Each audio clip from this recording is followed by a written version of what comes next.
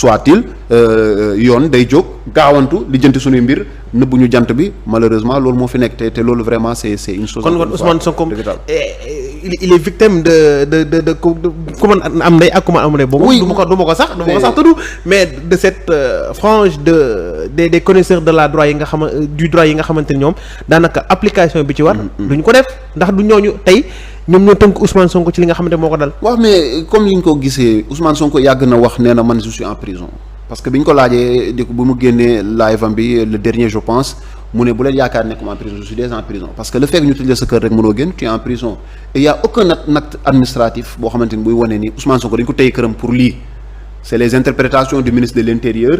C'est les interprétations du ministre de la Justice mais jusqu'à preuve du contraire on n'a pas sorti un document pour dire document bi moo tax Abdou Karim Fofana chargé du porte-parole du gouvernement ba léegi amul benn bataaxal on n'a pas encore vu une décision de justice bu taxaw ne Ousmane Sonko warutoon génn këram donc on considère jusqu'à preuve du contraire que c'est de l'arbitraire. ba mu génnee këram lañ ko jàpp. bi mu génnee këram ñu jàpp ko pour une histoire boo xamante ni rocambolesque boo xamante ni ça va rester dans les annales de l'histoire malheureusement nit ñi dinañ ko fàttaliku on va dire ici au Sénégal un leader de l'opposition a été accusé d'avoir volé un téléphone entre autres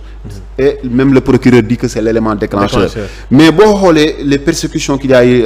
concernant Ousmane Sonko xam nga lan laa mënta comprendre quand le procureur dit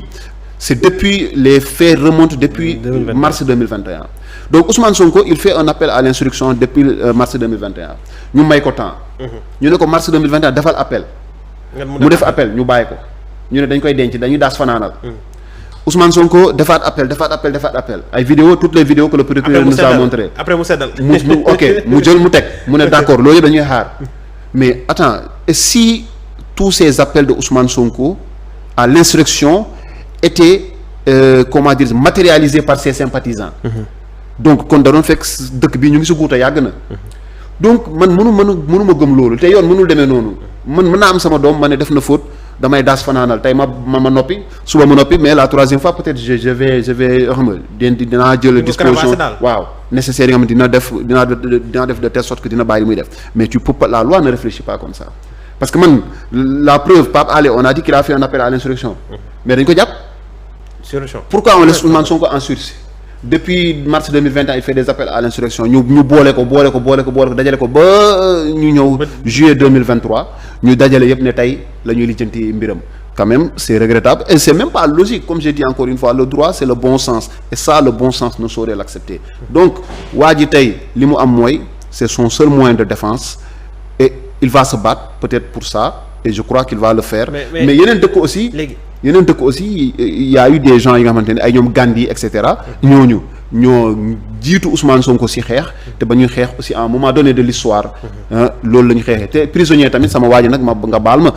ban moyen la am xanaa du ñëw foofu di mbëkk ay miir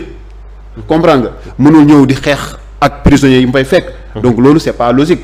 ban moyen la am pour ñu dégg ko mais c'est d'opter pour la grève de la faim et c'est bien ministre bi nee na Ousmane Sonko ndekki na samedi mais je pense que lui-même il n'aurait pas dû génn di wax yooyu noonu c'est des choses dont il pouvait vraiment se passer mais encourager n'est-ce pas aussi veiller à ce que les médecins fassent le nécessaire parce que aujourd'hui Ousmane Sonko qu'il le veuille ou non c'est quelqu'un il est dans le cœur de beaucoup de Sénégalais donc kooku waruñu ko seetaan c'est pas un délinquant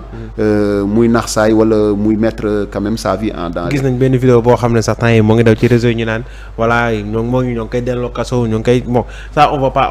entrer dans les détails dañuy des ci Ousmane Sonko parce que tey ak jotaay bi yëpp daanaka ça va tourner autour de lui et de son parti parti boobu nga mën la doon wax naan tas nañ ko de façon officielle waaye man li ma ci jaaxal mooy certes Pastef tas nañ ko waaye dafa mel ni Pastef tey la gën a dund ndax ñi nga xamante ne ñoo bokk ci parti bi ñoo ngi leen di jàpp maa ngi la ko doon wax sànq ñi nga xamante ne ñoom lañu daal di déféré mu des énièmes déféré yi nga xamante ne nemmeeku nañ ko soit des militants wala des sympathisants wala ñi nga xamante ne ils sont affiliés de façon directe à Pastef ñu koy daal di def bu ci mujj tey maa ngi wax sax tey bu ci mujj gi nga xam ne moo di mercredi ak jeudi bu ñu génn ñu gis li nga xam ne moo jot a am coordonnateur JPS ba nekk Tamba moom pare na ki nekkoon Thiaroye moom daanaka dem na. mën nañu wax ne tey kon Pape Sow le maire de Sangalkam je pense. voilà effectivement moom mandat de dépôt y a même un autre membre de Yewwi maître Ndiaye moom mi nga xamante ne voilà moom li ko gën a li ko moom ñaari affaire lañ ko toppee xam naa moom suñuy jeexal nañ ñëw ci ay mbiram maanaam loolu lépp daana ci kaw Pastef kon may laajte ndax dissolution bi doytoon pour tas Pastef léegi dañ ko bëgg a tas moom ne tasar. waaw xam nga encore une fois day fàttali rek mbir mi nga xamante ni président de la République Macky Sall jotoon na ko fi wax xam nga Olof Ndiaye damay dégg ñuy ne mag li muy fooyee mooy dëgg si moom. Président Macky Sall il avait quand même dit bon bu doonee une boutade bon mais à la longue on se rend compte que c'est une réalité mooy nee na je vais réduire l'opposition à sa plus simple expression. Il parlait de quelle opposition? Peut-être il parlait de l'opposition radicale ki nga xamante ni mooy le champion n'est-ce pas de l'antisystème nga xamante ni dafa taxaw ne man antisystème mooy suma projet sama projet mooy li fi newoon ma soppi ko parce que doxali ni ñuy jëfee ni ñuy gérer cité bi et cetera ak fonds yi société bi moom du noonu dañ koy doxalee neneen donc le président a pris un décret pour dissoudre le PASTEF, communiqué que nous a transmis ensuite le ministre de l'Intérieur monsieur Antoine Diome loolu bi mu amee mais xam nga lan moo baaxul Jérôme acharnement baaxul parce que acharnement bi nan laa ko expliquer tey s'il y a une décision concernant quelqu'un on doit lui notifier la décision mais bi ñu ko waxee ci communiqué automatiquement ils ont commencé à retirer tous les posters de Ousmane Sonko posters yi nga xamante ni mu ngi au niveau de ces sièges les sièges de Kër Maodo bi nga xamante ni dañoo dem dindi bâche bi nekkoon ci buntu bi c'est plus tard qu'on a notifié n'est-ce pas par voie administrative notifié Birame Souleye Diop que le PASTEF a été dissous balaa ngay exécuter une décision tey aujourd'hui on va donner juste un exemple par exemple man je suis un locataire yow yaay suma bailleur nga am décision de justice décision bi nee na tu dois m'expulser mais avant de m'expulser